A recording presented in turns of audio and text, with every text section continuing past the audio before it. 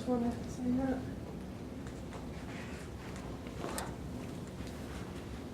One more round for Tony.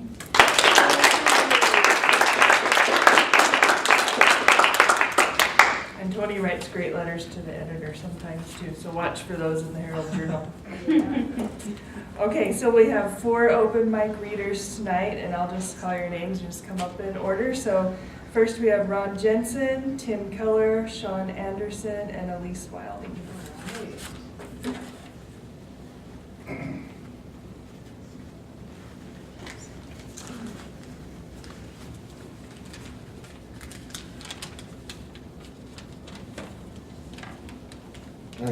Hi, Ron. Friend, welcome. My Valentine. This Valentine's Day, I won't be alone, so I won't have reason to mourn. So I have a girlfriend, she's named Kayleen. I hope to treat her just like a queen. I hope to show her that God she's mine. I love Kayleen and Valentine.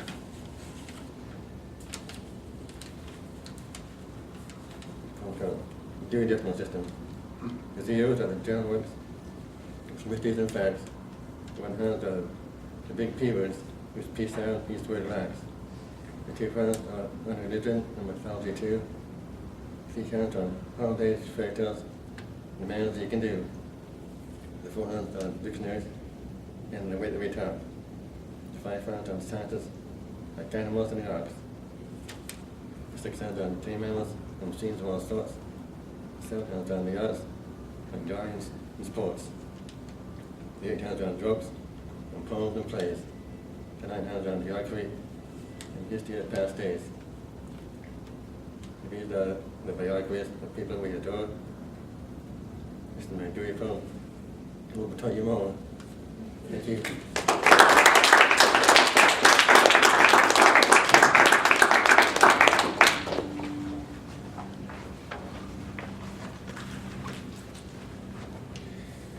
Hello.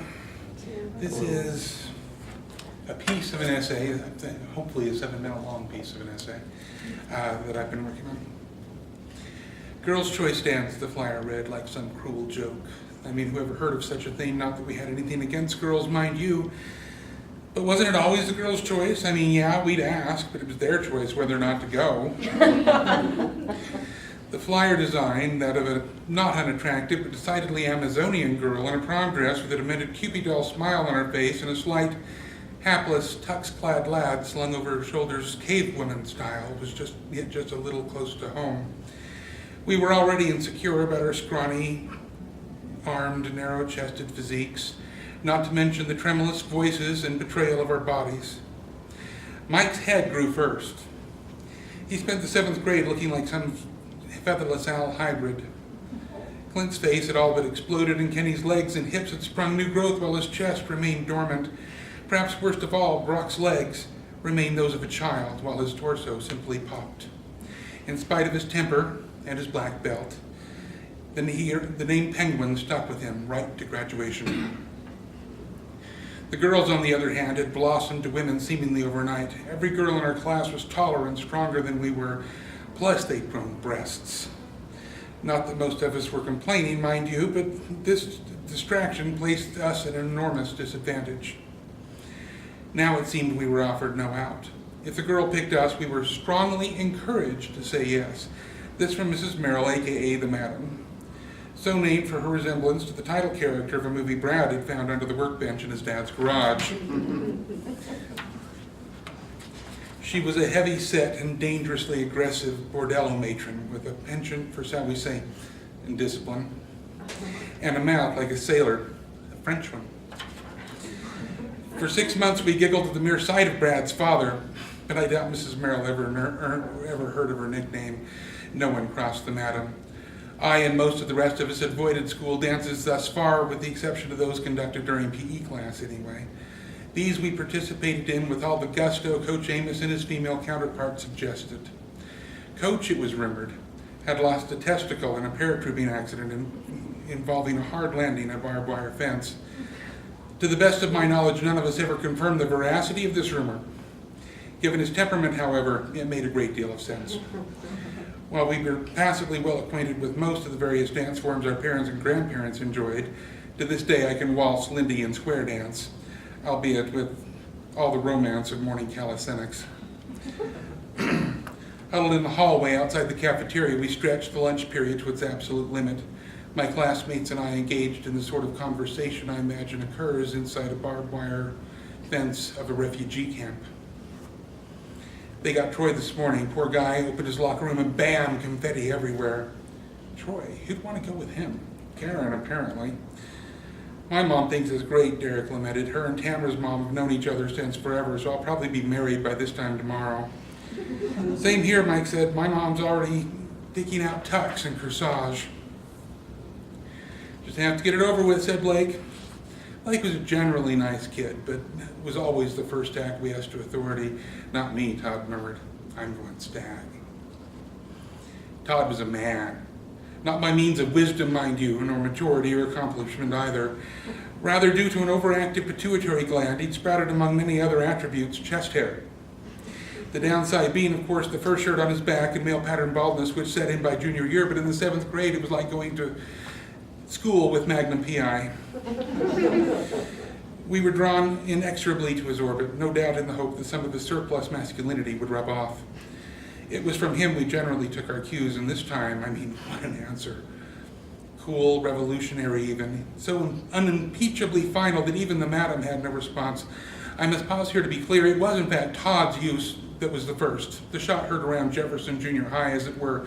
I, knowing a good thing when I saw it, on the other, however, jumped in second, just ahead of the wave, a veritable chorus of pubescent assent, and so began the revolution. Viva la resistance! One had but to say the word to invoke it, stag. Such an edgy word, potent, compelling, we reveled in its might. Before long, Principal Palmer was on the PA, no doubt, thinking that perhaps explaining this like a magic trick, he could diminish its power. Stag, he read from the dictionary, an adult male red deer. A young adult domestic chicken or turkey, sounds about right. You're all a bunch of chickens. A social gathering of men, i.e. one who attends a party without a companion. A male animal castrated after sexual maturity. Compare steer. Ouch. There's nothing cool about that.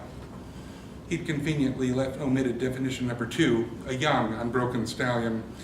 Yeah, like we wouldn't have looked it up. The next day, Ricky, a slight, quiet, tow-headed boy whose social status could best be described as invisible, showed up to homeroom wearing cardstock cut-out deer antlers, and a star was born.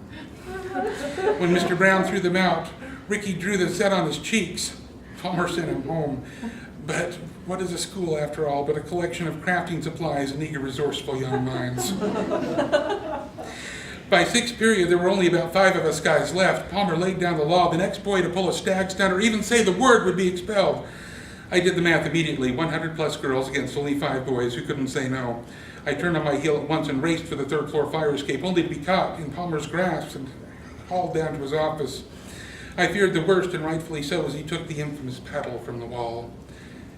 Mrs. Beasley came, Mrs. Webb's voice from outside. You can't go in, That's when the door flew open. Viola Beasley, mother of the infamous Billy, and member of the school board, General Thorne and Palmer Side strode in, dismissed me with a single glance. Just what in the hell do you think you're, echoed behind me. Thank God for Viola Beasley, and not just for saving me from Palmer. That's all that I have.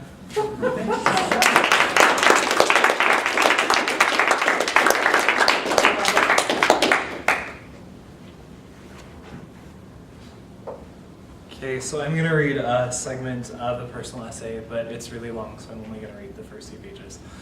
And it's called Spiritual Dissonance.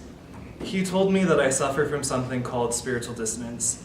He described it as a situation where what I know, that I am a missionary called by God to teach others about the true Church of Jesus Christ, and what I want, a relationship with a man, exists with internal discord. In order to get rid of the dissonance, I must stop wanting the thing that goes against what I know. What I know. Number 1, I am a missionary of the Church of Jesus Christ of Latter-day Saints. Number 2, I called my parents 6 months before my mission to tell them I'd rather not do the whole mission thing. My mother told me that she knew I wanted to do the whole mission thing because we both knew that God would bless my life because of my service.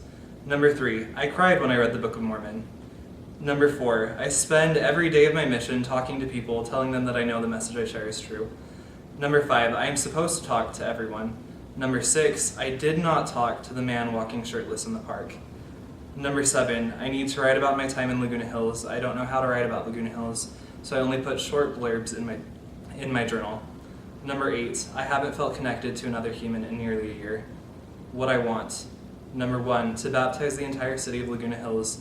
I want the baptismal water to heal the drug abuse, shattered families, poverty, and pain I see in the city around me. Number 2, to be the kind of missionary my mother thinks that I am. Number 3, to receive a letter from my old roommate, the one who invited me up to his home for the 4th of July over a year ago. I cried the night he moved out.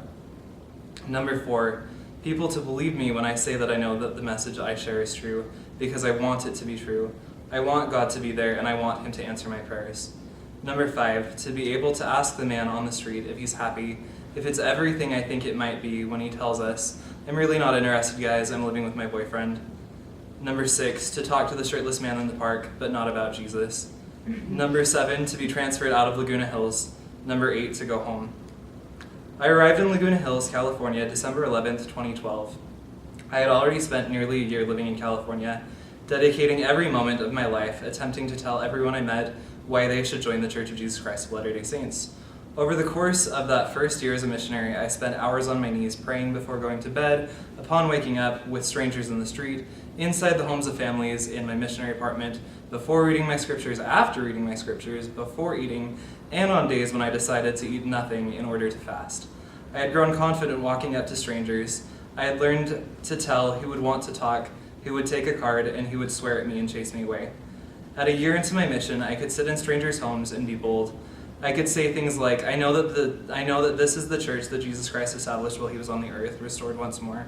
Or, I know that Joseph Smith saw God the Father in his son Jesus Christ. Or, will you follow the example of Jesus Christ and be baptized by someone holding the priesthood authority of God? And my stomach wouldn't churn. A week after I called President Cook to tell him about my attraction to men, he pulled me into his office inside the church building. He sat across his desk from me and tried to meet my eyes. I would not look at him, afraid that all I would see was disgust. It breaks my heart that you've been carrying this for so long without telling anyone, he said after several moments of silence. My head jerked up. Pity, not condemnation. I could accept pity. He began to explain how I suffered from spiritual dissonance. He explained that my attraction was like the birds outside his window. I couldn't stop them from flying overhead, but I could stop them from building a nest in my mind. I thought back to my high school choir class where we sang Johann Sebastian Bach's funeral dirge, Come Sweet Death. We didn't really love the song until our conductor brought in a video he had found on YouTube. The video showed another high school choir singing Come Sweet Death, which at first wasn't helpful. They sounded better than us. After one time through the first verse, a single soprano began a reprise of the verse. After a few seconds of clear melody, a bass joined, starting his own reprise, moving at his own speed, ignoring the soprano. More and more voices joined, each moving at their own speed, singing their own part, creating a cacophonous wail, rising and rising, the notes jarring, terrifying, beautiful. The dissonance made my hair erect, made my body light. The dissonance President Cook described felt like claws shredding the lining of my stomach. Journal excerpt, January 7th, 2013. We learned today that telling yourself you are something is better than saying I will be. I realized this whole I am thing will work for my sexuality and sins. I am straight. I am a recovered addict. It is easy to come out through an email. It is easier to come out through an email a year after you told your mother via email that you were molested as a child, so you can blame the attraction on that event.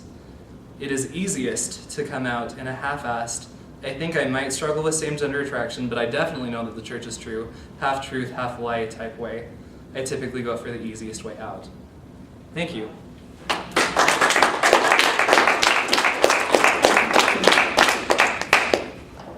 Okay, I have 3 short poems. The first one is called Windows. I cried myself to sleep last night. I think I love you, he said, and I said I'm sorry. Tonight I sleep with the window open and ignore where his presence used to be. The cold distracts me from his absence. Passing cars substitute themselves for the creaking of the mattress under his weight. The wind a poor replacement for his breathing from the other side of the bed.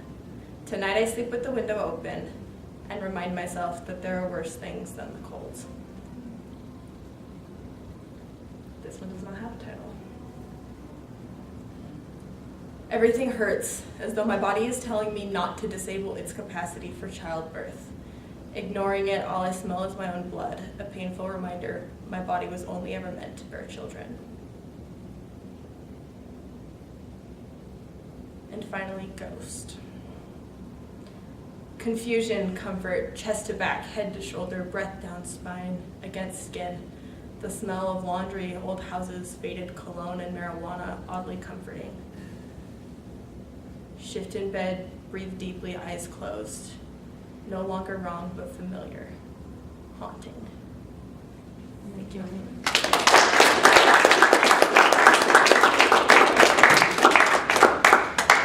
Thank you so much. That was awesome. Perfect. Everybody was great. Thank you for coming. Please put